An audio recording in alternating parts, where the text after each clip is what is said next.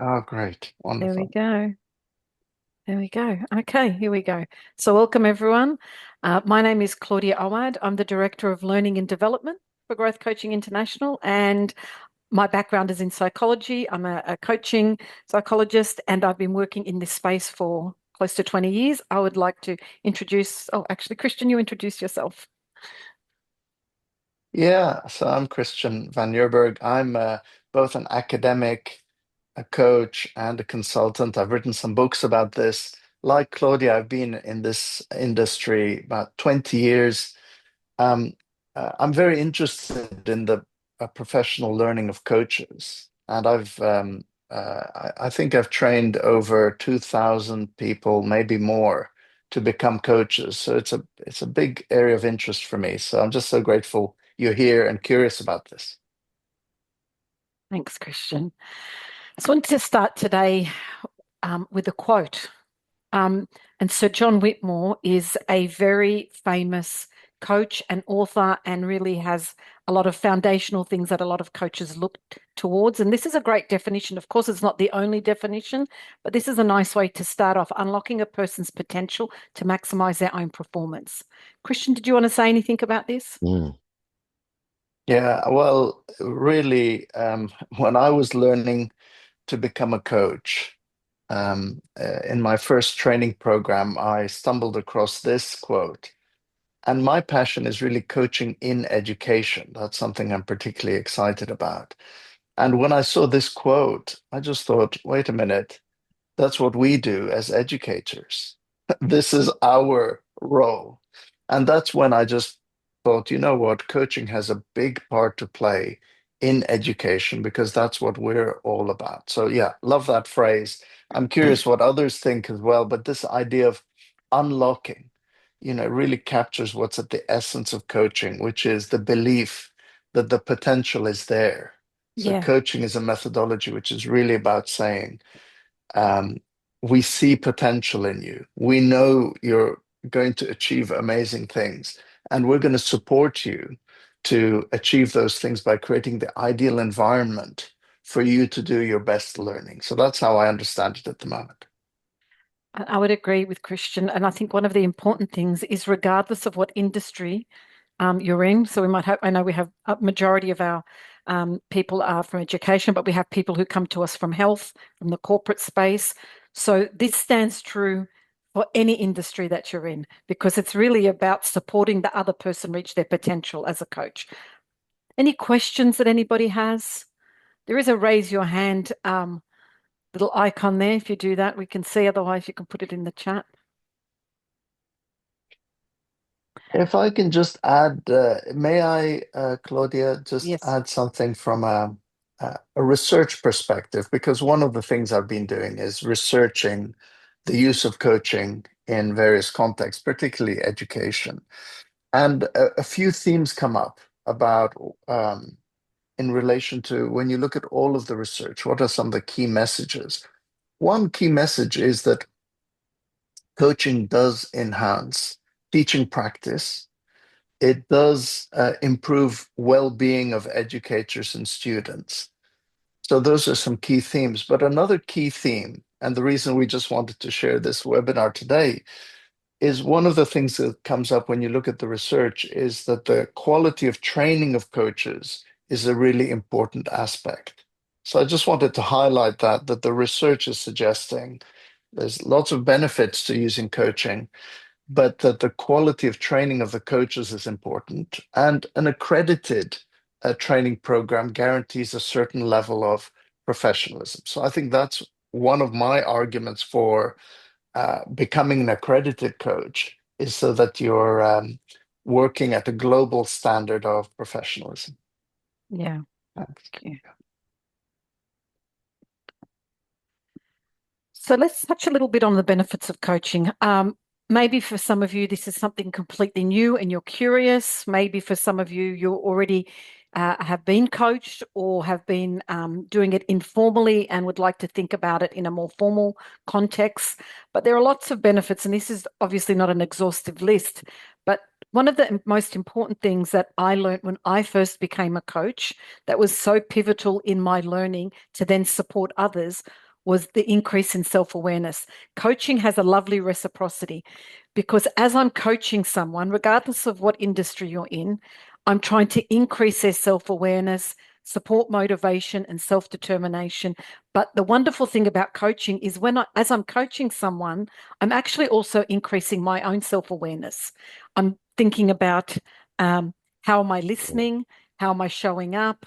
What type of questions am I asking?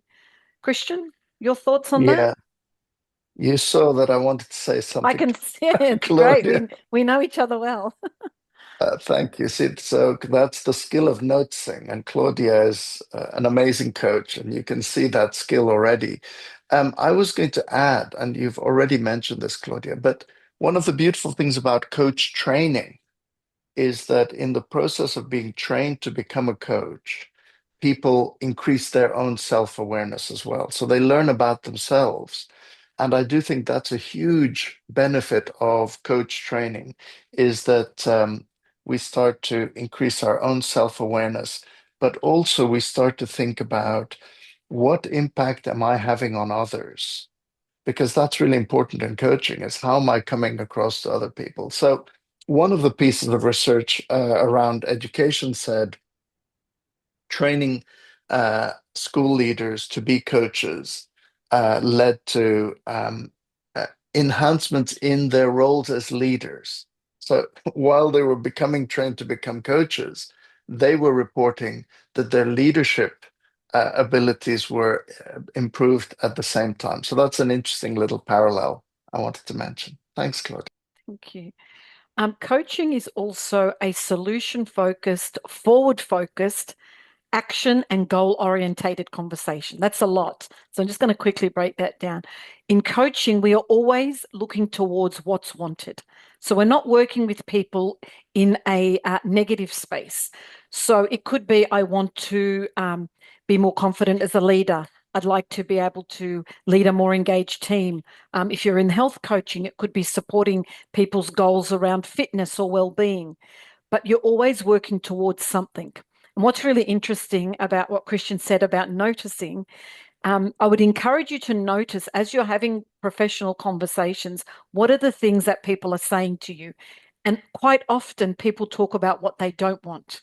Um, I don't want to feel uncomfortable. I don't want to feel, not confident. I don't want to, and you can fill that gap in. Our job as a coach is not only to notice, but it's the listening to understand that's really critical. And this is what becoming an accredited coach can support you to do. So it's solution focused. So we're working towards what's wanted with people. It's action orientated because coaching is not just a collegial conversation. It is an intentional professional conversation that should lead to outcomes for the people you're working with. So that's the action orientated part, which comes from setting goals. Christian, did you want to talk about the next piece? Yeah, so these two things, I mentioned them already, improved performance and effectiveness. So, coaching, there is pretty clear evidence that people who receive coaching achieve more of their goals and can perform better than those who don't receive coaching. There's been some randomized control trials where one group of people receive coaching and one group don't. Increased goal attainment, and our dear mentor and one of our teachers, Claudia and I, Professor Tony Grant, he was so clear about this. He said, look, coaching is about setting and achieving goals. It's supporting people to set and achieve goals. And I really love the clarity of that. So it does lead to increased goal attainment. More recently, we're finding in the research that while it leads to goal attainment, the interaction is also good for people's well-being. So one of the things that we talk about a lot at Growth Coaching International is when we're talking about what we want for our clients, it's really success and well-being. And coaching is the ideal intervention when your intention is to help people to succeed while experiencing well-being. I love the behavior change and sustainable improvement. because one of the things that makes coaching a really effective intervention is that it's not only about bringing about desired behavior change, it's about supporting people to sustain it. So it's sustained change, desired changes to behavior that we work towards. Thank you, Christian. And the last point we have there is increased reflection. So, as a result of coaching, there is a natural inclination for us to be asking questions that create higher order thinking for the people that we work with. And these are reflective, and that is part of that raising of self awareness, but it's also asking questions that support deeper thinking for people. So rather than an example of that might be somebody sets a goal, and you could ask a really simple question. What would be the positive benefits of setting that goal? What might you notice if you achieve this goal? What might your colleagues or people around you notice if you achieve this goal? I mean, they're just a couple of simple questions. And of course, there's a variety of reflective questions we can ask. But the great benefit of coaching is you start to think differently about your situation. This is also linked, and Christian's mentioned some research. This is also linked to hope theory. This is, I know Christian is and I are both very big advocates and fans of hope theory. It's by Charles Snyder, if you're interested. And it is coaching is underpinned by this theory, by self-determination theory, which is a theory on human motivation. So there is a lot of efficacy and research and theory-based things that are really important that feed into coaching and coaching interventions. Christian? Yeah, just on that last point about increased reflection, training to become a coach, becoming an accredited coach really supports people to become effective, reflective practitioners. It really does. The whole process is a process of reflective practice, and it really supports people to become reflective practitioners in every aspect of their personal and professional lives.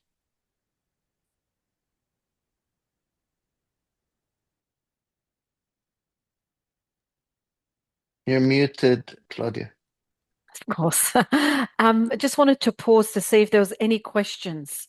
If you wanted to unmute or if you wanted to put it in the chat, we'd be happy to. And there's a bit of time at the end as well if you want to. Okay.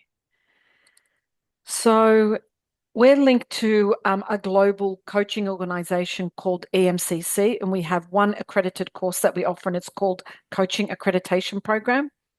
And I guess the question is, why would you become an accredited coach? So we have a few things here. Questions already touched on the professional credibility and recognition that's assigned to that. You're part of a global network and community. You have access to professional development and learning.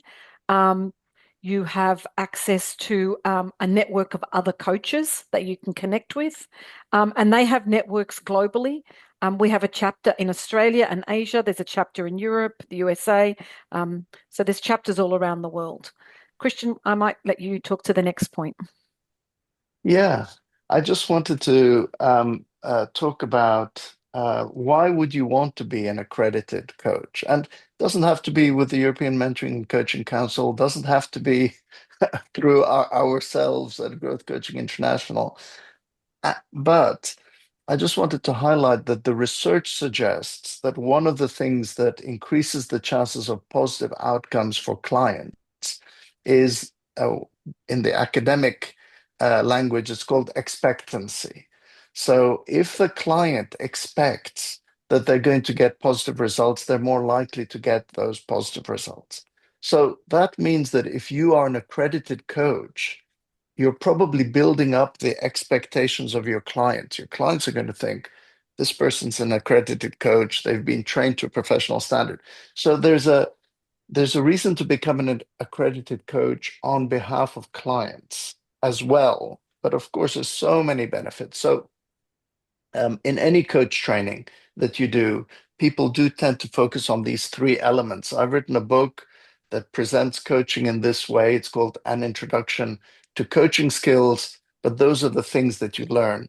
A coaching framework, particular skills. One of them is noticing, the other is listening, the other is asking questions, the other is playing back.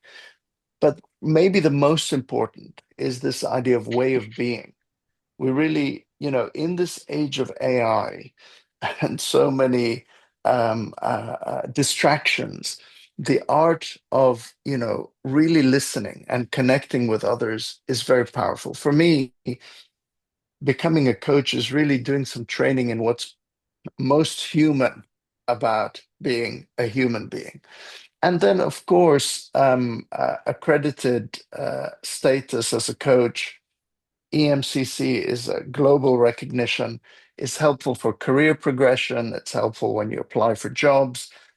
These professional accreditations are now very highly regarded globally. And then, the professional network that it's a global professional network. You can engage with supervision. You can find groups of people with similar interests. So I think there's a lot of reasons to consider becoming an accredited coach. Both Claudia and I are accredited coaches.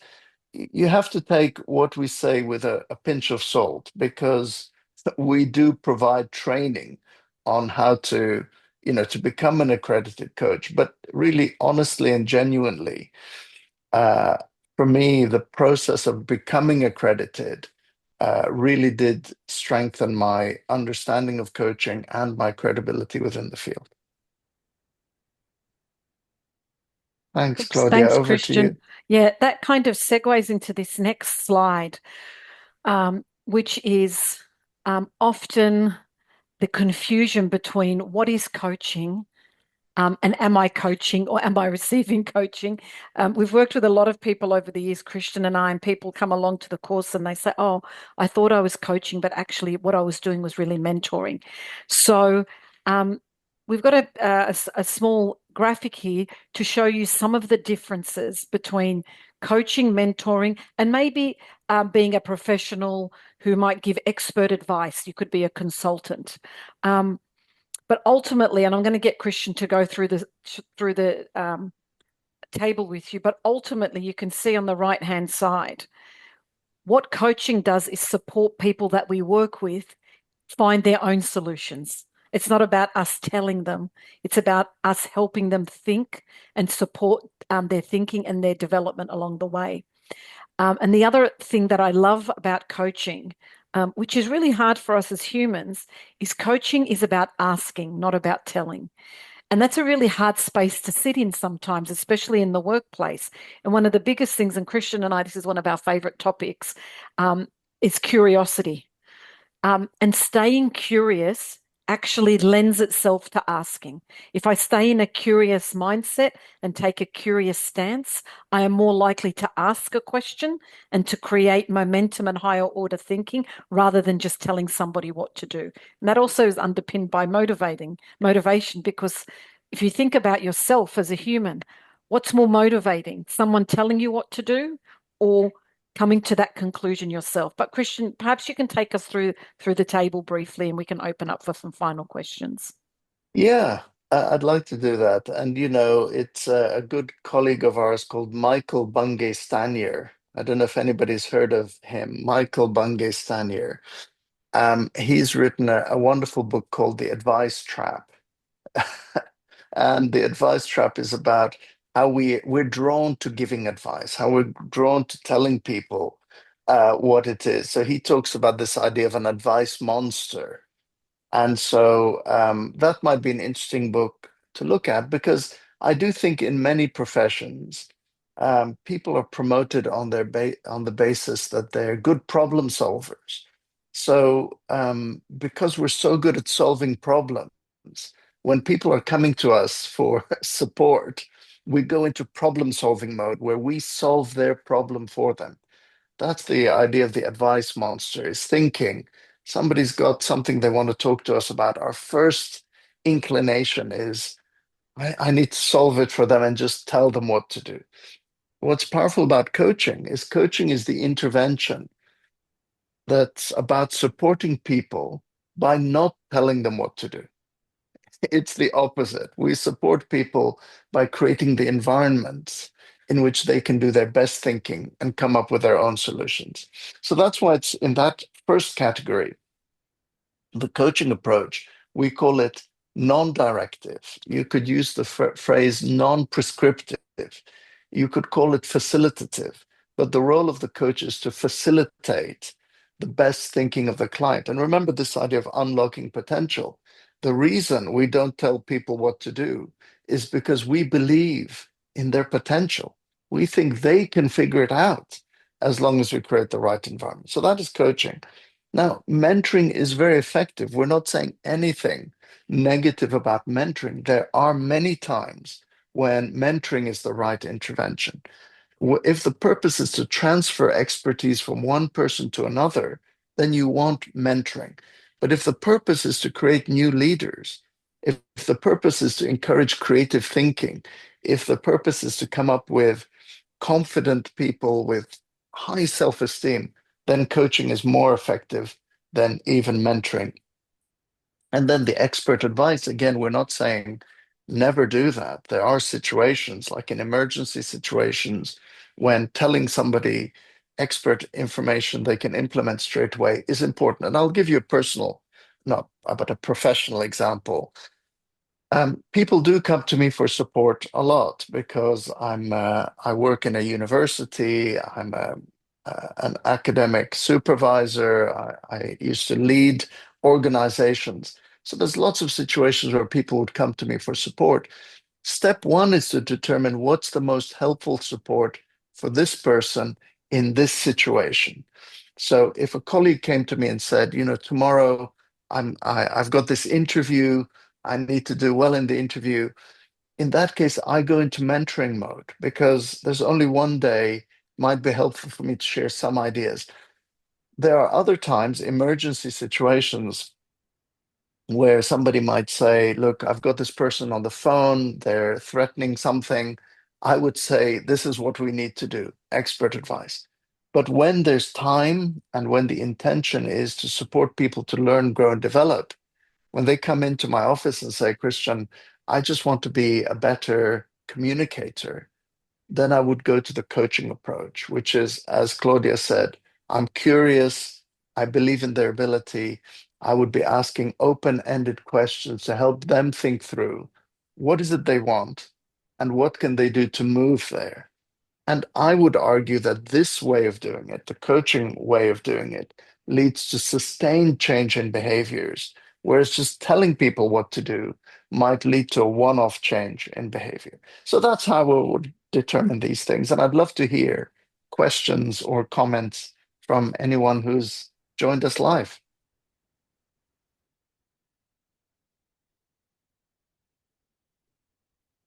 Yeah, all right, I've got a comment. The mentoring or the expert advice in my role as a principal at a K to 12 school, very small school, but if anyone came in and asked me a question that I'd work out was they need a problem solved and they want it now. And I started to coach them. I started to ask them, okay, what can you do about that? What are the things you're seeing? They cut to the chase. No, no, no. I need you to tell me. I know the behaviour I'm going to change is they're never going to think for themselves. They're always going to come to my door and ask me for the Yeah, answer. So yeah, there's a lot of times where I'd say, oh, okay, look, we can't work that out right now. You'll have to come back. We'll sit down and we'll get started. And it might be a fair bit of mentoring, especially for the younger professionals. They need a lot of things to get started. But yeah, definitely for the leadership or the middle leaders, you know what, we're going to work this through. that's great, Michael. First of all, I just want to thank you for the work you do. We really highly value the kind of work that you do. So thank you. And that's exactly it. It is about determining in this situation what's most helpful. And that's the most wonderful way of doing it, of let's resolve it now because it's urgent. But then let's try to break the pattern of saying, let's talk it through. And then you can do it in a staged way of saying, okay, in this instant, first of all, what do you think you should do? And if they say, well, I'm not really sure, sharing something, but then gradually building their ability to. And I've seen lots of leaders say, please come to the office with a few of your own solutions. So I think you're doing a great job there. So thank you, Michael, for sharing that. Um, Danielle, I saw you had your hand up.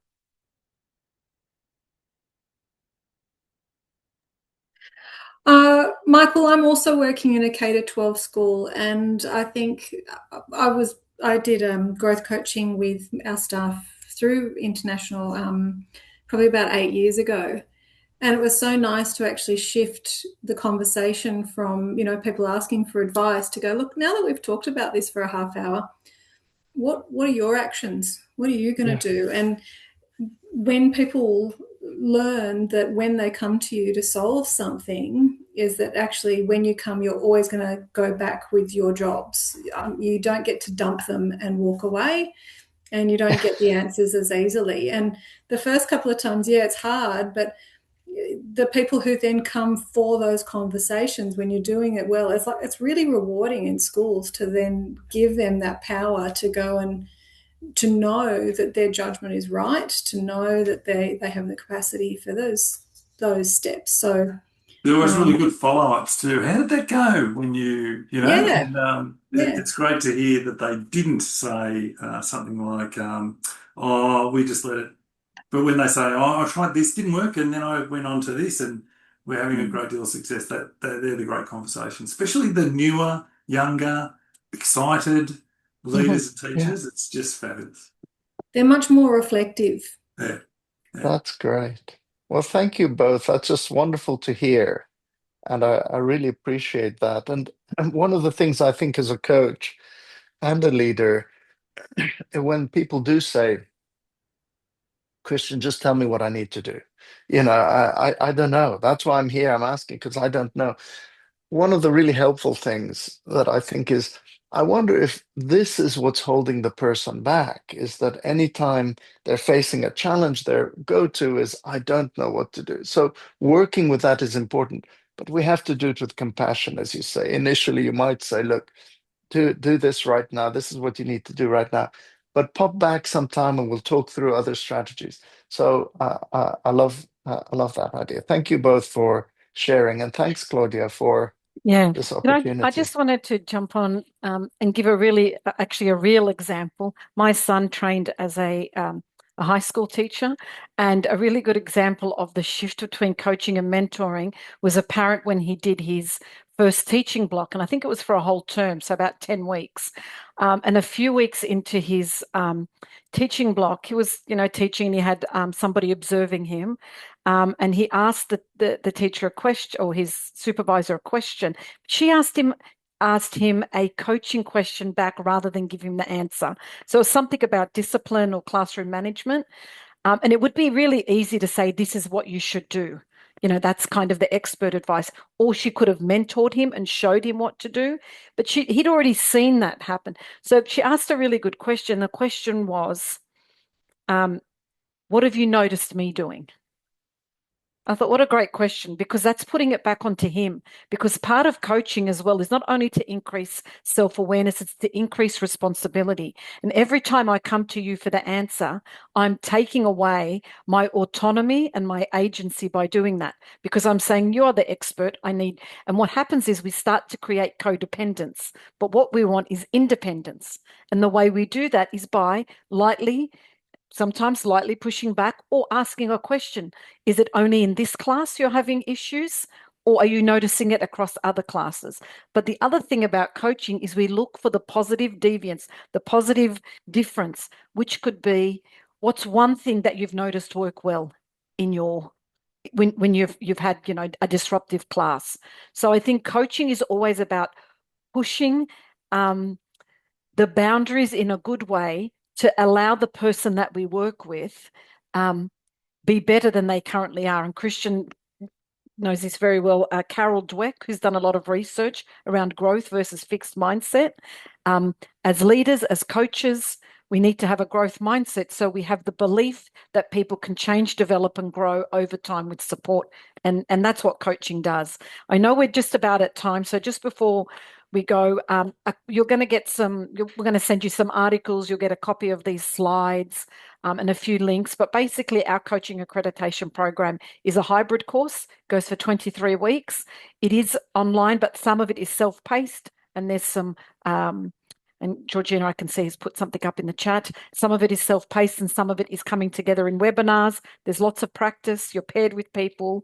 It's a global cohort, so it's not just in Australia. It's globally, we have people coming along.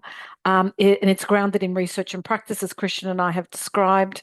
And there's lots of reflection in it. So if you're interested in anything we've spoken about, or you just want some more information, please do feel free to email us.